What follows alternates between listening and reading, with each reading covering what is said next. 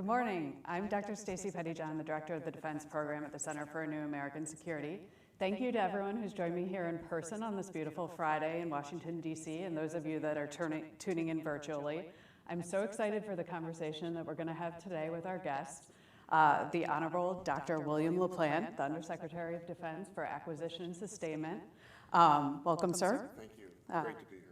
So excited in part because we're going to touch on a bunch of issues that we have been working on here at CNAS for a while. In particular, Hannah Dennis and I recently released our report, Production is Deterrence, where we quoted Dr. LaPlante that is focused on munitions procurement over the next 5 years in terms of what was requested in the FY24 budget. So we're going to talk about the defense industrial base broadly, munitions in particular, assistance for Ukraine, all kinds of good topics. I'm going to try to leave room at the end for questions. If you're in the virtual audience, please use the chat box at the bottom and put in your questions as soon as you have them, because I might intersperse some of the virtual audience questions along the way. For the live audience, there will be a Q&A portion at the end. I have a lot of questions of my own, so I'm going to try to be restrained, and we're going to dive right into it after that. Okay. All right, here we go. So we're going to start by focusing on the defense industrial base.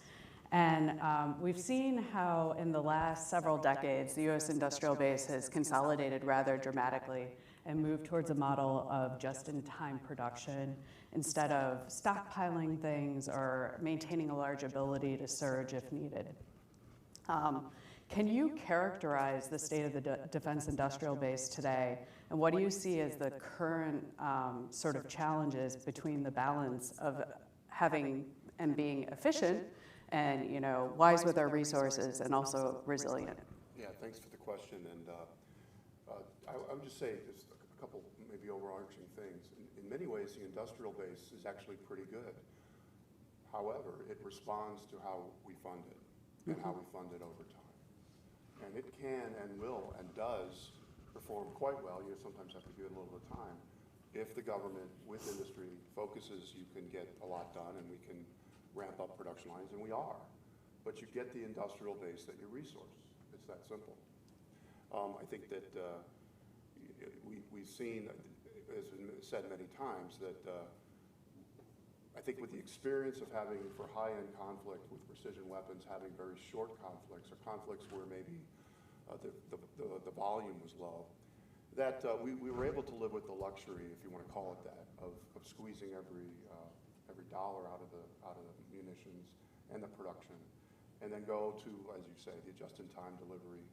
The models that were rightfully so very popular, whether they were pioneered by Walmart or FedEx or whatever, that minimize inventory and the rest.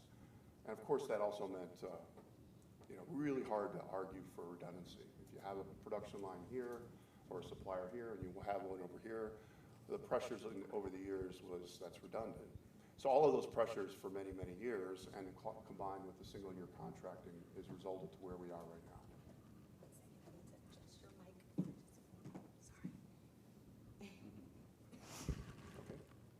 As we're fixing the microphone,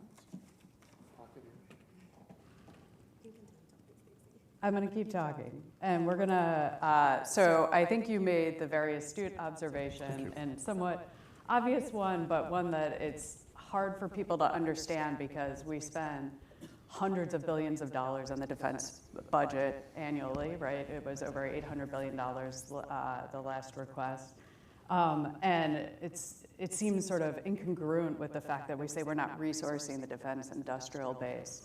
So as things stand today, as we're looking to sort of bolster production a little bit more to strengthen deterrence, what else do you think needs to be done? Do we need to be resourcing differently? Do we need more?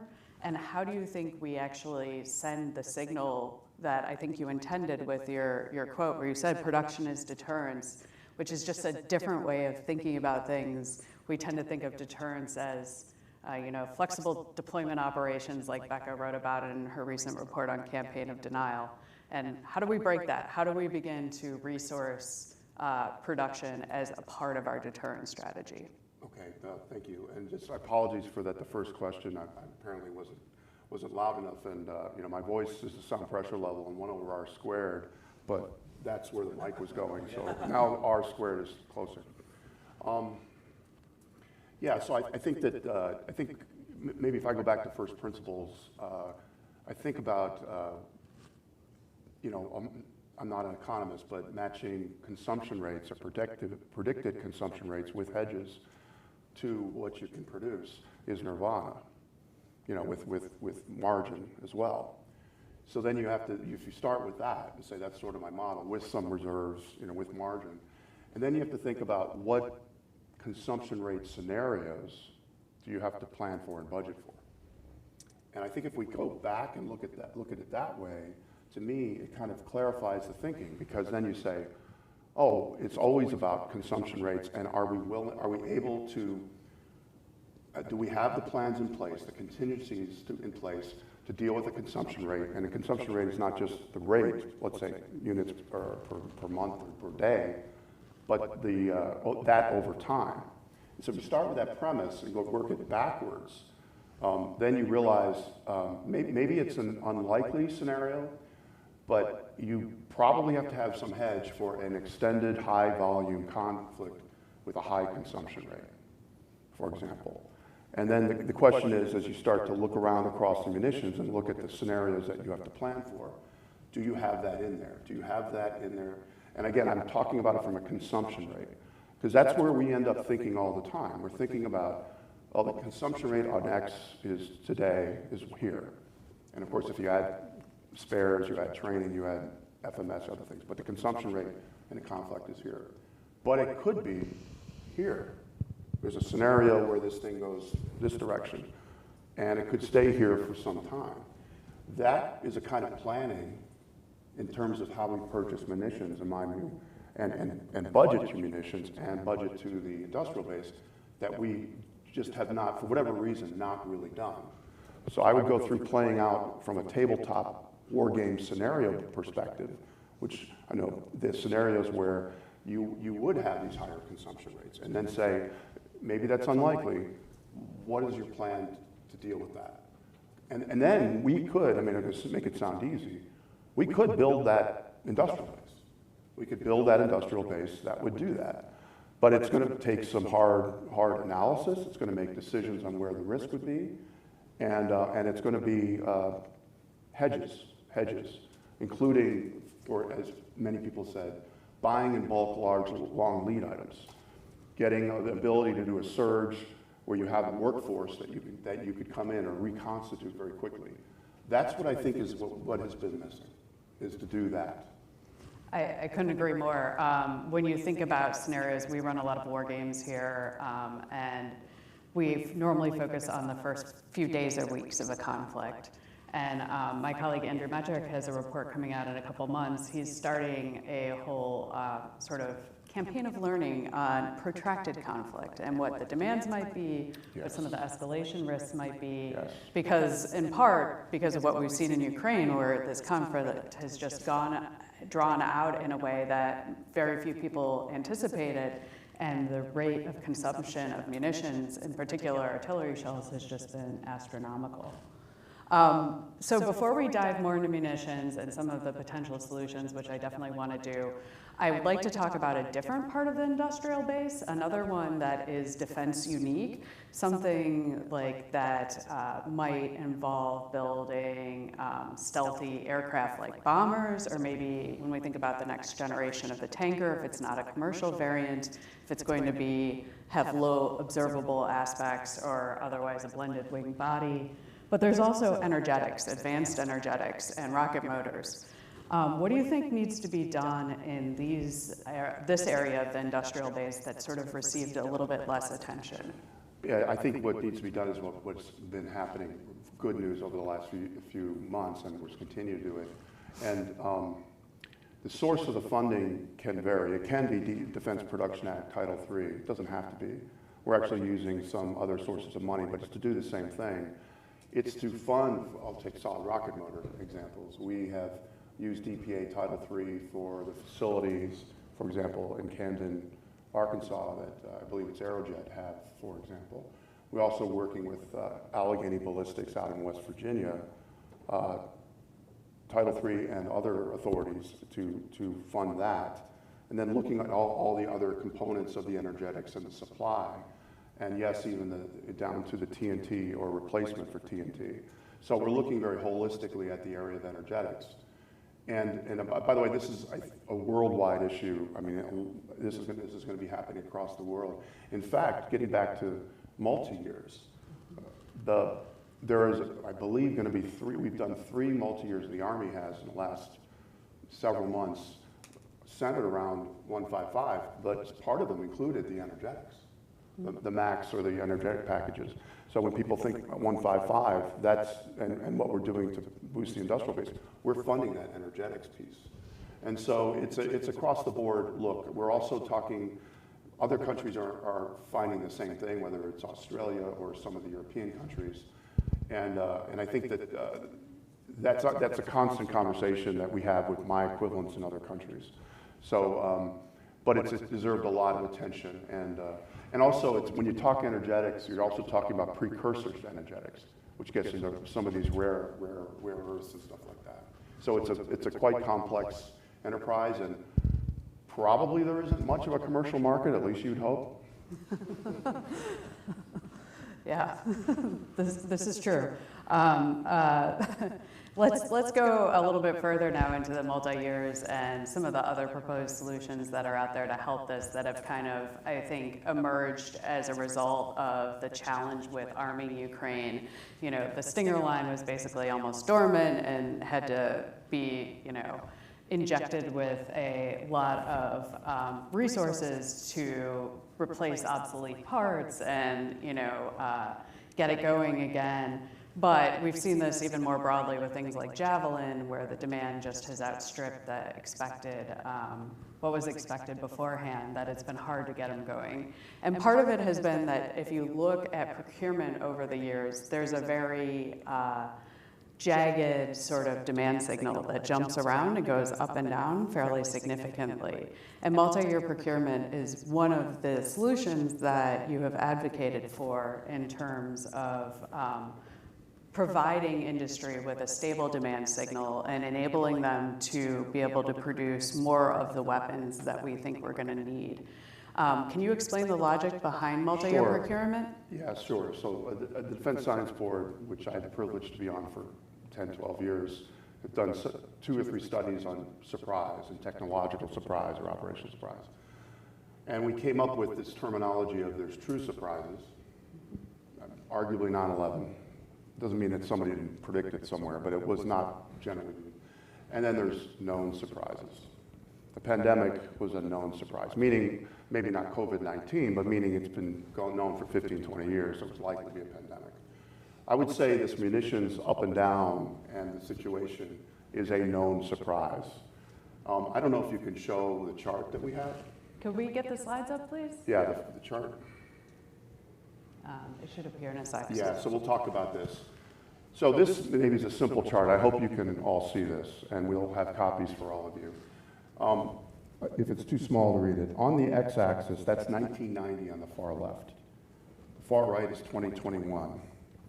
Procurement quantity, and this is just an example of munitions, is on the y-axis, and the top there is 160,000, okay? And you can see a pattern. Again, these are known surprises pattern. Let's go to the far left. The 1, this is the first Gulf War. Conflict begins. 2, in about 91, 92, industrial base ramps up.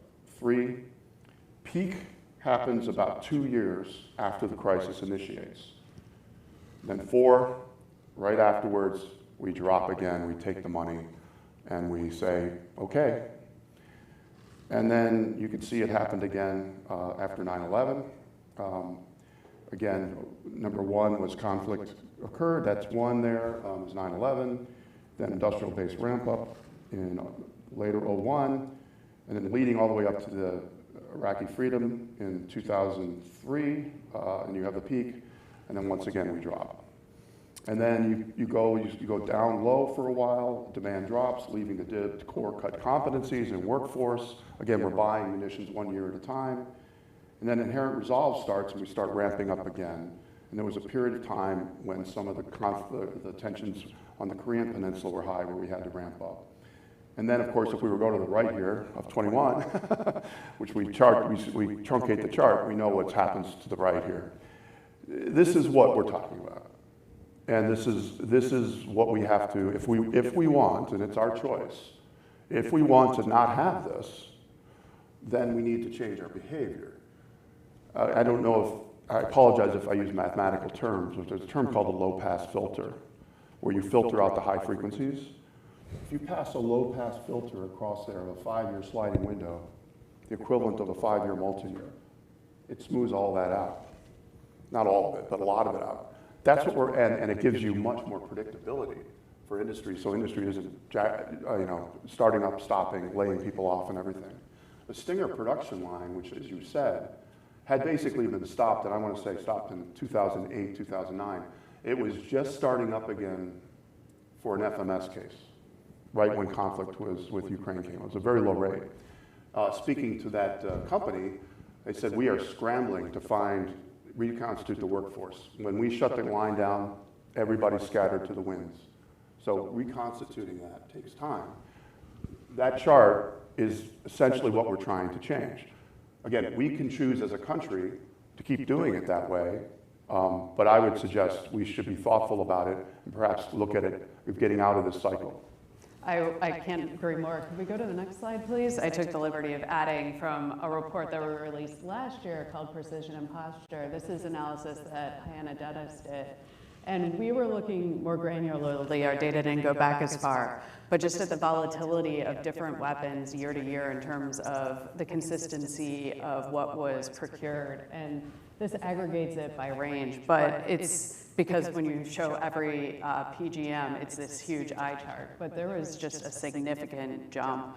And the fact that I can't imagine trying to plan and figure out how you maintain surplus capability when you don't really know when and how it's going to be called upon. So completely agree on that point. So multi-year procurement, you requested, or the services requested, I think it was 7 or 8 programs, maybe 9 this year? Yeah, we focused on 7 this year, just maybe backwards. Last year, we got authority, if you will, approval to do as many as 17. Okay, this year, we intended to actually execute 7, including putting it in the budget for 7. And putting it in the budget, what that means is, this is something really important. The multi-years that we're doing, the benefit you get in terms of breaking that cycle is you buy a bunch of the long lead items up front. Many long lead items are 20 to 35, 36 months.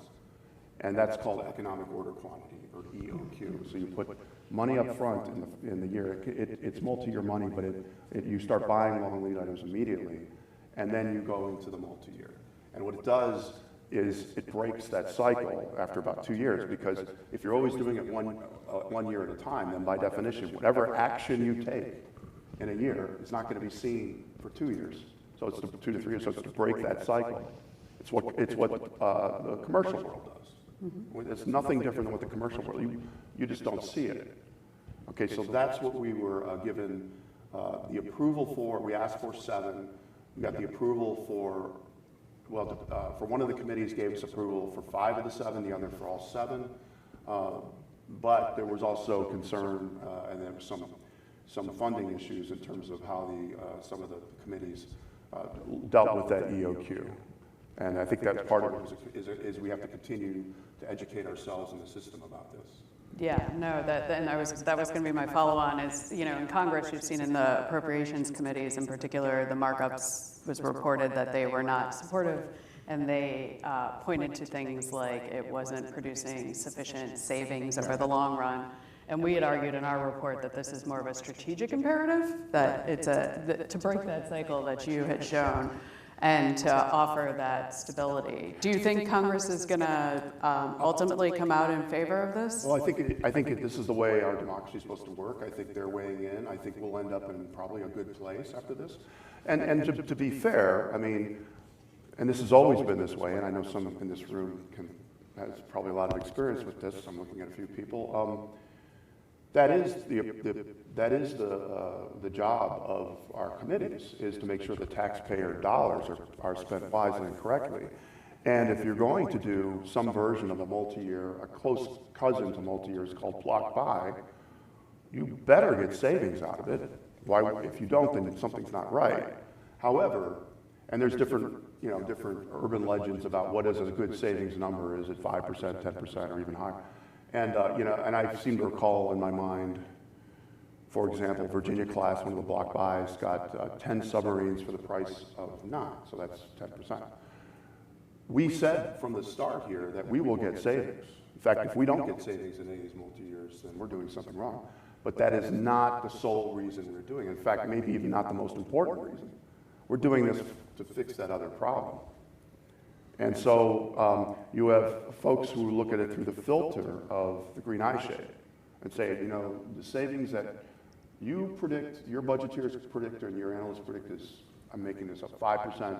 We think you're going to get 4 or 3.5, or pick whatever. And they may be right. Who knows? I mean, these are analysts that are doing their best to do that, or 9% is what you're saying. We see 7. But it's like, wait, let's take a step back here.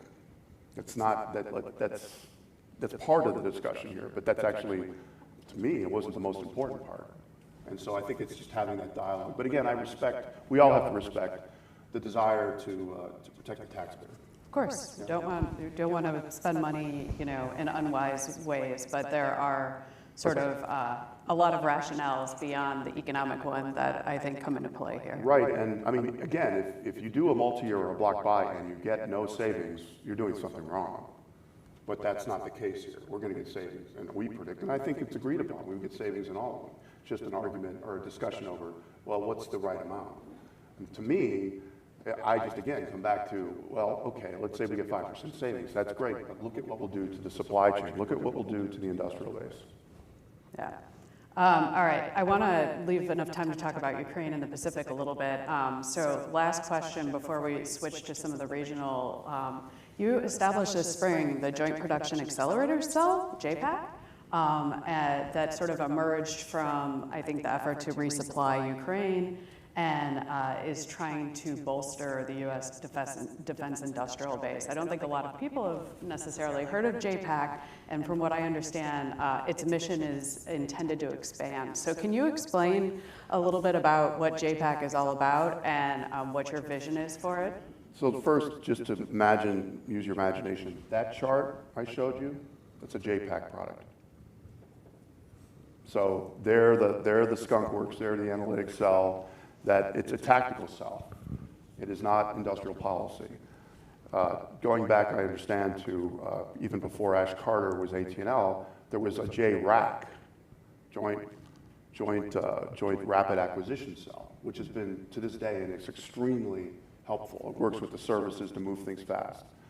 And then, of course, Ash Carter started the SIG, which Senior Integration Group, which was a way to move the stuff and that's the one that it's a process that's enduring. We stood one up for Ukraine. I just chaired one an hour and a half ago. I'll tell you, we'll talk about that.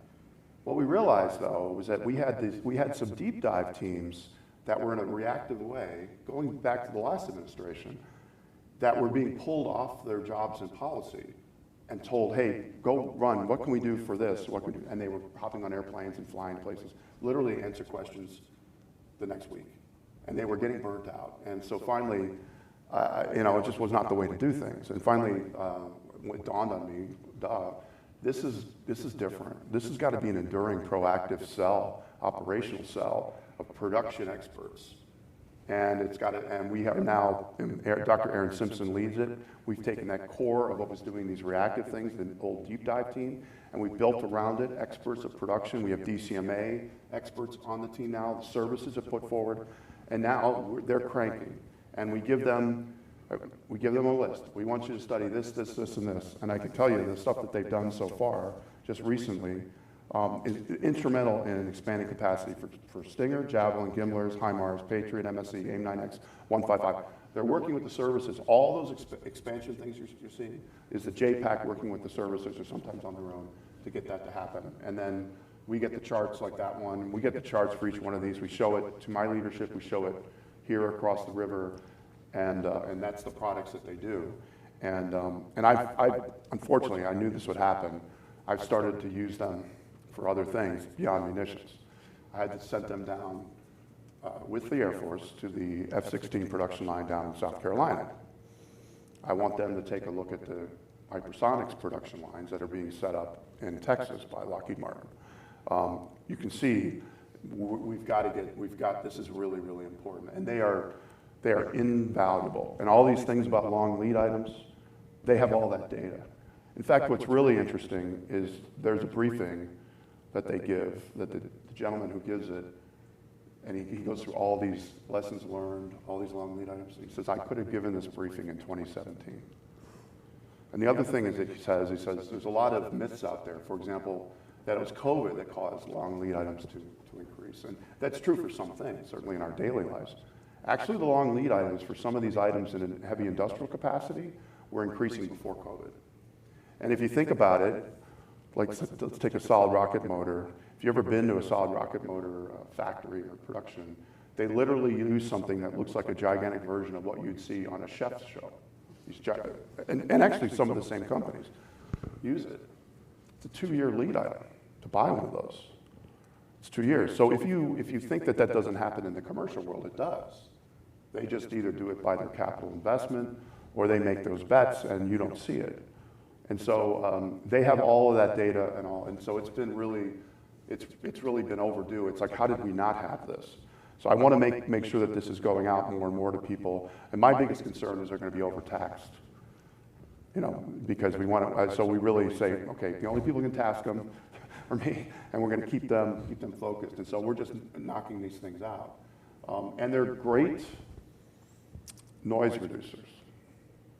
There's a lot of noise out there in the system, all well-intentioned. You can't produce this. I heard this is broken.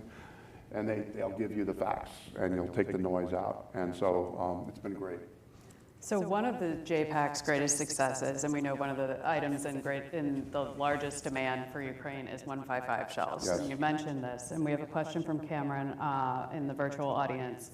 And he's asking, in terms of 155 production, is the U.S. on track for the 80,000 per month by 2028? He had noticed some of the upgrades to the plans will last until FY 26-27. Are there plans to boost production past $80,000 to $90,000 or 80,000 to 90,000 rounds a month, given inventory and sustainment concerns? The answer is no. We're on track for 100,000 by 2025. Yeah. Per month. We're going to be at 100,000 per month in 2025. We were at 14,000 a month 6-8 months ago. We are now at 28,000 a month today. And you expect this demand to continue Maybe in terms of 57,000 a month next spring? Well, that's going to be the question. You guys remember the chart. Now, maybe somebody of you out there said, gee, when did the Ukraine conflict start? February 2022, 2 years, February 2024. If our history, and of course I don't want to make light of it, it's not funny at all, it's very serious. But that's, again, what we're trying to do. We're being mindful as we fund to get up to 100,000 per month by 2025 and get to even by a year from now, I said 57,000, it's probably going to be close to about 65,000. And we're mindful of the fact that at that point, we'll be producing more than I don't know historically that's been produced in decades. But we're also doing it in line with the world situation. Okay, next Tuesday, Monday, I fly with the Secretary to Ramstein for the Ministerial Contact Group, where he's got actually 70 countries, or at least participating. And one of the things that comes up is, okay, what is each country doing on 155s, air defenses, all the rest of it. And then the next day, will fly to Brussels and chair the comparable meeting with all the armaments directors. And all we're doing there is looking at what countries, for example, on 155, have you let your contracts yet? I mean, the European Union, you may have seen last March, announced an initiative to get to 1 million rounds of 155. Very good, great news. Where are your contracts? Remember at the beginning of this conflict, I had a conversation with some of you in this world, in this room. Where are your contracts? Because it doesn't happen until you get the contracts going. And so really it's to see how quickly other countries around the world are able to get their capacity up. But we're looking at the macro and saying, okay, that's okay. That's good. Yeah, you got to factor in allies and partners, which are a key part of the national defense strategy, obviously, supporting them, promoting interchangeability. Ukraine is now in the midst of this counteroffensive that has been somewhat disappointing to observers. I think people had high expectations for what was going to happen. And as the war has gone on, it has moved through a bunch of different phases, and their needs have changed. We initially were, pulling things out of our stores and just providing it to them with presidential drawdown. Now we have moved into providing them with larger weapon systems like Abrams tanks. They have Patriots. But they're also needing to be able to maintain these weapons over the long run. You were sharing with me before we came in here some exciting information and new developments in terms of the assistance that the U.S. has been providing. Can you talk a little bit about where we are now? Sure, and as you implied, I mean, the conflict has, as conflicts do, had different phases to it. The first was a rush to Kiev, where the Russians, as I understand it, had an expectation to be in Kiev within 4 days. And that was, both their poor logistics and their poor tactics and training combined with the Ukrainians' incredible response and resistance, anti-armor as well as anti-air, including man-pads, were able to stop that, and it was not good for the Russians. It then turned, and again, I'm an engineer and physicist, I'm not a warfighter, but as I hear my warfighter friends talk about it, it turned into an artillery thing. And went further to the east. And then when HIMARS was introduced, that changed the game, because that gave you 80 kilometers of precision and the rest of it. And then it became get ready for the winter, last winter, get through the winter, and do the quote-unquote counteroffensive, and here we are. And whatever the expectations were on progress, I think that's, again, I'll leave that to others about it. But I would say this, that as soon as we really started to go into the introduction of maneuver, which I believe the discussion or the thinking was maybe started in January, then you realized you're thinking about strikers, and again, I'm not an Army expert, so forgive me for making mistakes here, but strikers and Bradleys, and then what partners could provide, like Leopards, we realized very quickly, we knew this, that okay, maintenance and repair is it's harder. It's a harder thing than even the HIMARS. And so we had a challenge, and we still have a challenge, in that we have a light, if any, footprint in country of Americans. And it was a conscious decision. When an Army fields these systems now, or have been, and other Army experts in the room, they typically field a field service rep, or FSR, that goes along, whether it's an organic government employee or a contractor. We couldn't do that here. So the question was, how are we going to keep the Bradleys, the Strikers, Abrams going, M777s, doing this the way that we're doing with Ukrainians? And the answer's been a lot of ways, not the least of which is telemaintenance. The Ukrainians are remarkable in telemaintenance. And so we've been able to do a lot of that. And I would say I watched the mission capable rates of the ground vehicles, and they're really good. They're good, but we watch them every day. The other piece is Ukrainians were initially 3D printing their own parts before they even had the tech data packages. And as Chris Lohman says, when your country's under existential attack, intellectual property laws are just mildly interesting.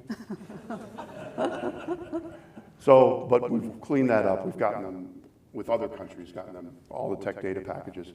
Then we just finally, last month, we got them these industrial-size 3D printers into country, and this last week we trained them on it. And I apologize for not having this. It's like I got this morning at the SIG, and I said, can I bring that picture? I'm going with me, and I apologize we didn't get it into the tube here, or to the screen.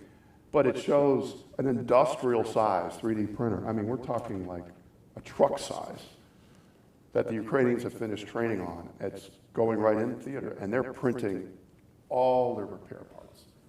I mean, it's just remarkable what they're doing. And it's changing the ball game, of course. I mean, maybe we'll hand this out to some of you, but you can see, I mean, we're talking like the size of the Ukrainians that are standing out there. It's twice their size, their height, and it's the size of a U-Haul. So it's pretty cool. It's pretty cool what's going on. And of course, you can do things in 3D printing, not just with speed, but you can actually make parts that you might not even make in your normal printing. Yeah, no, the 3D printing is amazing, and that is spectacular that they're finding ways to be able to sustain many of the weapons that they've got and probably build new ones. One last question on Ukraine before we pivot to the Pacific, as we're supposed to be. For Ukraine, there have been sort of two areas of criticism that support has been directed at. And the first one has to do with funneling these weapons to Ukraine. Some have argued is depriving U.S. allies in the Pacific, in particular Taiwan, of weapons that they could use. And we argued in our report that the strategy that, or what appears to be the strategy that the department has taken is a sound one, where most of the weapons going to Ukraine are shorter range ground-based systems. The one area of overlaps air defenses, and even there, Stingers are not the highest priority sort of air defense that Taiwan needs. But I want to give you an opportunity to respond to that criticism. And then the other one, which has just been that we have created vulnerabilities in our own force by stripping it of so many of its munitions in particular, and that our replenishment rate isn't fast enough. So can you speak to how we're doing in areas that are not 155? Yeah, so maybe I'll start with how we're doing with replenishment and what I think what you're getting at, which is how's our readiness doing in light of the drawdown packages and the rest? And the answer is, it's fine, it's okay. And now, why do I say it's fine and it's okay? Because it gets back to this consumption rate issue. You know, you're always playing out scenarios saying if the consumption rate, we had a spike in consumption rate for a week. Well, if that continues for 3 months, then we got to do something. We got to either meter it back or whatever. So there's this constant look on the readiness numbers, meaning the numbers that we have in our stockpile and whether they're consistent or not. And then it's a mathematical thing. You're looking at, like for example, in the case, the easy case is 155. As I said, we're at 20, I think 28,000 a month. Well, we don't give all 28,000 a month to the Ukrainians. You know, we provide some to ourselves, we provide some for training, but every time the production line goes up, the pie gets bigger, so we get more. And so the readiness, and I keep reminding people that there's a pretty thorough process of scrubbing with the joint staff, the services, that goes all the way, P&R goes through the readiness evaluation, then ultimately it comes to the decision-making through the leadership, through the chairman and the SecDev, before the package is sent across for final approval across to the river. So this is what people do as their job. So, and we're not running, I keep saying, we're not running out of anything. We got Stingers, we got Javelins, we got 120Ds. So that's point one. And then of course, I think the conclusion that you all came to is exactly right, and if people are thoughtful about it, they'd come to the same conclusion. And the way I talk about it is, this is the overlap or not between Ukraine and Indo-Pacific. I mean, Ukraine is again, non-warfighter speaking, a largely Army-centric fight, and an Army-centric fight that is a hybrid set of tactics and TTPs between how the U.S. would fight and somebody else. And whereas an Indo-PACOM scenario is, you know, all domains. It is air, yes, it has Army, but it of course has Navy, it has space. It's just a different ballgame. Is there overlap, as you pointed out? Yes, you could see the overlap in air defenses, perhaps. But I would even argue this, the air defense situation is different because and it may, you know, very high-end air defenses, PAC-3, MSC, that kind of thing, that is being used in Ukraine successfully. It's killing the killjoys, the hypersonics. But those are used very carefully and limited by the Ukrainians because that's not a frontline weapon. What they're doing on the front line for counter-US is small caliber stuff. Okay, whereas you go to the Pacific and you say, what is more likely there? You have sort of even a different air and drone situation. Having said that, PAC-3 is important everywhere. So that's an overlap. The other piece that's an overlap are some of the underlying suppliers, like in rocket motors and ball bearings and microelectronics. I did see somewhere an article that talked about the 155 production and the use of 155 and worried about the Taiwan scenario in NOPACOM, and I was trying to figure out, how does a 30-kilometer artillery, is it on a raft or something? I mean, I don't mean to be flippant. I mean, I'm just trying to understand, because, you know what I mean? Think about that for a second. There might be an application. Now, if you had a long-range fires that was longer range than 30 kilometers or whatever, and precision, you can imagine it helping with maritime targets or whatever. But there you get into what's Indo-Pacific. It's LRASM. It's SM-6. Yes, and one overlap is AMRAAM, which are the AIM-120 series. But you have also Mark 48 heavyweight torpedoes. So you have it's a different thing. And are we happy, or I'm happy, everybody's satisfied with where we are in those production lines? We got work to do on those production lines. It has nothing to do with Ukraine. That is excellent. I'm going to take my last question. I've been very self-indulgent. Taiwan, you mentioned it. We've talked about the difference in terms of many of its requirements. But last year, for the first time, we were authorized to use presidential drawdown authority for Taiwan. And we've heard a lot of complaints about how delayed the FMS process, the arms sales to Taiwan, that there's a large backlog right now. What are you doing to expedite some of those sales? And can you talk a little bit more about whether you're hoping to include replenishment in future packages and how you're going to use the presidential drawdown authority for Taiwan? Yeah, and again, I highlight that they're two very different situations, not just in what's happening, but the distances and the everything. It's very different. It's true, we were granted, I think it was a $1 billion drawdown authority. That's not money, that's saying you have the authority to draw down $1 billion. And I believe, you know, we're in the process of working through some of that. And again, the advantage of a drawdown is it's something you can do right away. You just take something out of your stock and just provide it to them. And so there, the considerations are what is the type of items that Taiwan, that will help the Taiwans, that they can use. And it may be even just uniforms, equipment, you know, it could be the non-stuff. So that's been going on. And then, of course, it's the ability of what they need and you know, we have a very different situation with Ukraine in that there was, you know, there's what's the domestic population and armed forces needs and our ability to absorb whatever you give them.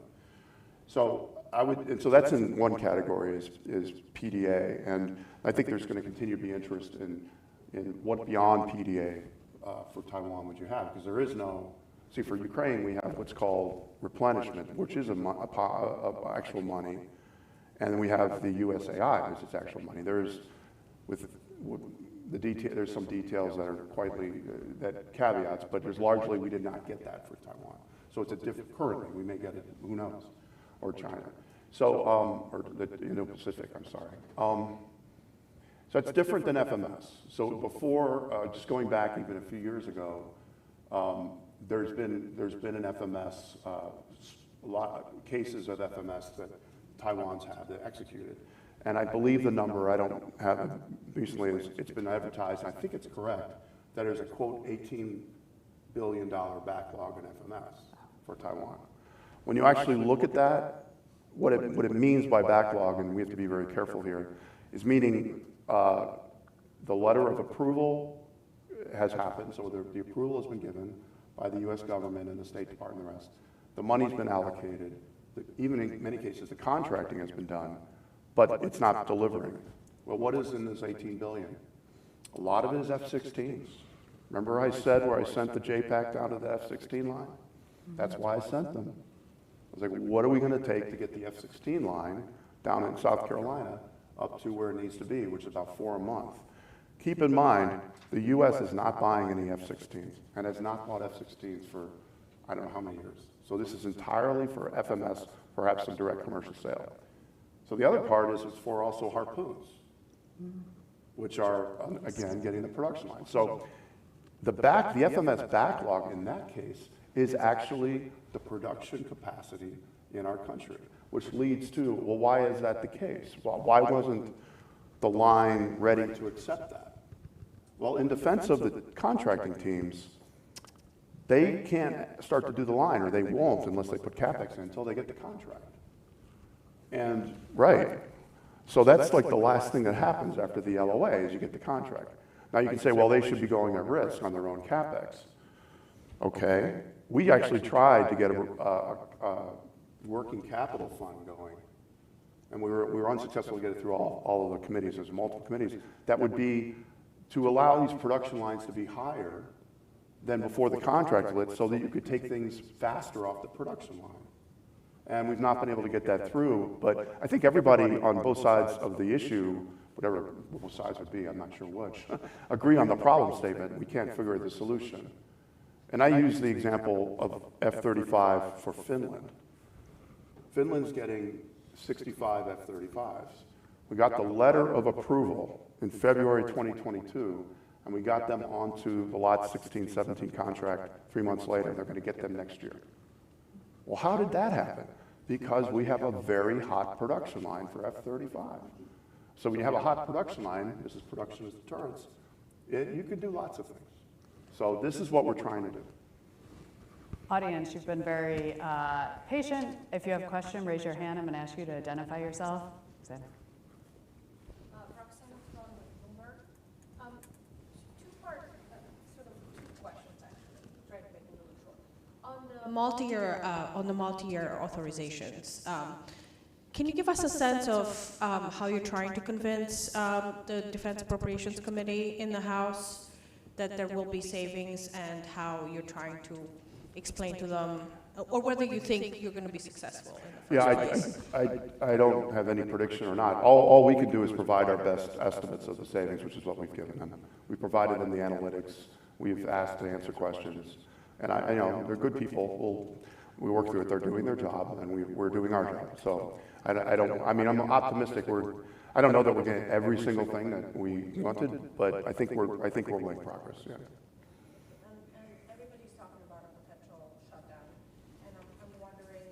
Wondering what your concern is from an industrial base, whether there's certain areas that would be more immediately hit or harder hit than others at the Pentagon. Yeah, it's, of course, I'm preaching probably to the choir here.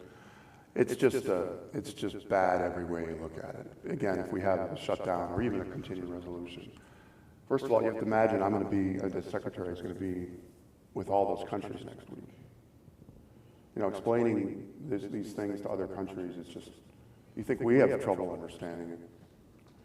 The second is that it has effect that people just we don't do a good job of communicating them, or people don't appreciate it. One is, for example, as you know, in CR you can't do ramp-ups unless you get a waiver.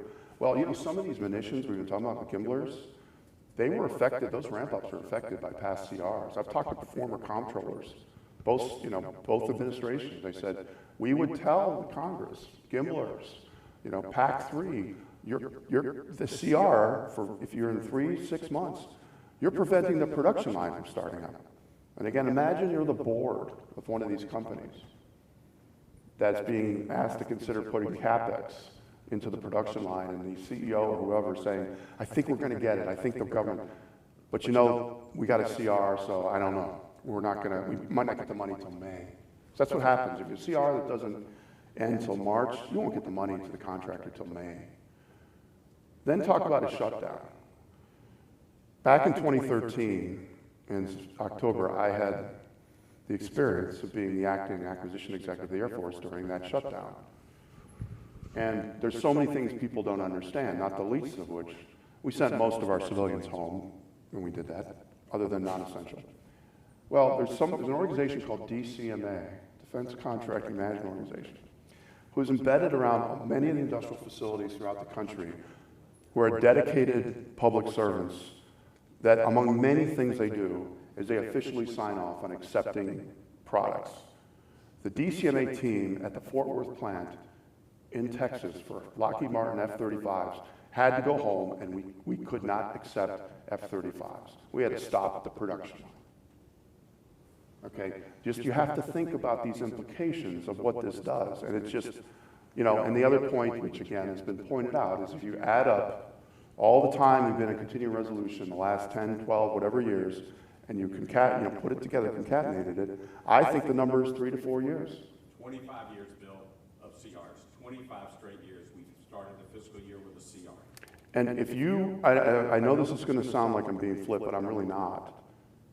If you wanted to teach one thing to the Chinese, it's government shutdowns and CRs. And if you were them and you wanted something to wish on the United States, that's what you'd wish.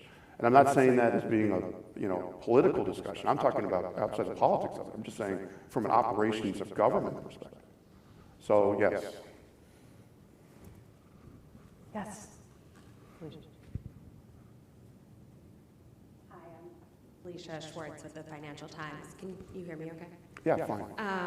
First, we've heard a lot about a possible decision on ATACMS soon, and one of the things that I've heard when I speak to officials is that the U.S. doesn't have enough of them. So if there is a decision to send ATACMS, or doesn't have enough to send them in the volume that would be effective on the battlefield, do you think the U.S. has enough of them and can replace them if they are going to send them? And then just a second question, the current round of funding is meant to expire at the end of the fiscal year in a few weeks. I've heard there's a bit more left, and that funding can go beyond September 30th, but how much runway do you think we have to send Ukraine more? Yeah, so let me try the second question first, and the second one's hard to answer because we're still sorting through all of this, and so I'll give you my best answer, but I really want to defer to the real experts like the comptrollers of the world, because they're working this literally every hour. First of all, to remind people that some of this money, all of it is in sense, not the authority, but the dollars for replenishment and USAI is typically 2-year money. So the part that expires, for example, at the end of this month would be money that was provided, let's say, in fiscal year 22. And I think there, again, knock on wood, but everybody's working very hard to make sure that there's minimal, if not no money that expires at the end of these 2 weeks. And everybody's working literally as we speak right now to make sure that happens, and that when we enter fiscal year New Year, and we're all getting ready for our fiscal New Year party, that we have done our due diligence. There will be, appropriately so, money that will carry over, which is good, for money, most certainly that came in 23. And so what we're trying to do, and this is what the comptroller's doing with, I'm sure, talking with the Hill and talking with others, is to try to say, what's the right amount that we want to carry over? And of course, there's a supplemental that's over on the Hill right now. So I'd say that's where that stands. Did you have a first question? Oh, I don't have anything new on ATACMS. I mean, but because I know there's high interest in that.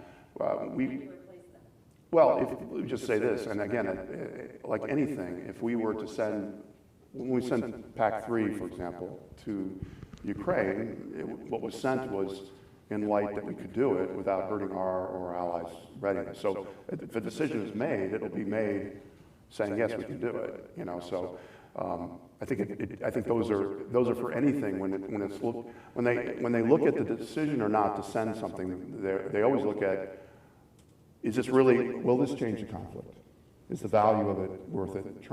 All the organized training equipped, .mil-PF, how's the training going to be? Okay, then what's the risk? The risk in terms of using it, the risk in terms of any geopolitical risks, the pros and cons from that. And then, of course, the readiness issue. And those all go together into the mix. And if out of that comes yes, and numbers, they've figured that out. But that's really true for everything since this conflict has begun. If you remember, they went through that for other things before. I mean, we didn't know, some may have known, how some of these systems would work and what's been affected. We've also learned, not by any fault of anybody, which systems are really effective, which ones are not so much, either because they're just the fight is different or the tactics and techniques are just on the other side or defeating them. So it's just a learning process. Yeah. My name is, thanks for this great event. My name is Iris Rigvēlis. I'm defense counselor at the Latvian embassy here, formerly chairman of NATO, Allied Ground Surveillance Management Organization, so know something about the the acquisition. But my question is, let's say on this demand signal, you mentioned that. We talk about that, I think, for now about a year or so. It started before Vilnius summit. So where we are with this demand signal, in your opinion, NATO-wide? I mean, is industry, in your opinion, more satisfied currently than they were, let's say, in the beginning? And maybe, in your opinion, when you are going to talk with your colleagues on procurement side and armaments directors, should we finally agree on some kind of minimum acquisition in all these systems? In my opinion, this conflict with Russia, not to talk about China, but with Russia, is not going to be over, irrespectively of what Ukrainian campaign is finalizing. So we are here in a long haul. So should we engage in kind of minimum procurement levels so that that demand signal is satisfying? Yes. Well, first of all, thank you to you and your country for everything you're doing. I particularly those that are closer to Russia and Ukraine. It's very real to you, and thank you for everything you're doing. So there's multiple answers to your question. I'll try to be really brief. To me, demand signal starts with contracts. It doesn't end with contracts, but it has to start with contracts. I learned that when I got in this job, and I kept hearing the term demand signal. I'm like, well, you just saw Congress appropriate, $30 billion. You'll be so busy you won't know how to complain about demand signal. Well, what they meant, and I understand what my friends in the industry, which was exactly right, was the contracting actions have to follow up. So we're going to be really clear to all our friends in Europe and NATO that you better get on with your contracting. And we're showing them, not trying to show off, but we're showing them by example. I bring a sheet of paper over there of all the contracts we've done. We're up to now under obligation. I'm going to get this wrong, but it's well over, I think, it's 25 to 30 billion. We've already contracted. Okay, so we're looking very carefully and asking them, okay, you've announced a framework contract for the for Ukraine or for 155s. It sounds like that sounds like an IDIQ. When are people going to start putting orders against it? So anyway, to encourage them to do that there. The second thing, which your question asks, is it's the next thing that happens after contracts, production. Let's get production going. Let's get co-production going. I think there's going to be production lines being announced, being set up, co-production lines in many European countries, including that we're helping them with. Because that's what's going to happen right after the contracts happen, you have production lines, or expansion of production lines. So all those things go towards building the demand signal. And then, finally, multinational and multi-year procurement. We managed to get that into the NATO statement that was from this summer, a multi-year, multinational. So it's crawl, walk, run to get this work. That's what we have to do. That's great. I think we are running just up on our time here, so I'm going to bring us to a close. Thank you, everyone, for attending, and thank you, sir, for such a tremendous conversation and everything you're doing to strengthen deterrence and defeat the aggression that we see in Europe now. I hope everyone has a great weekend. Yeah, thank you. Thanks, everybody.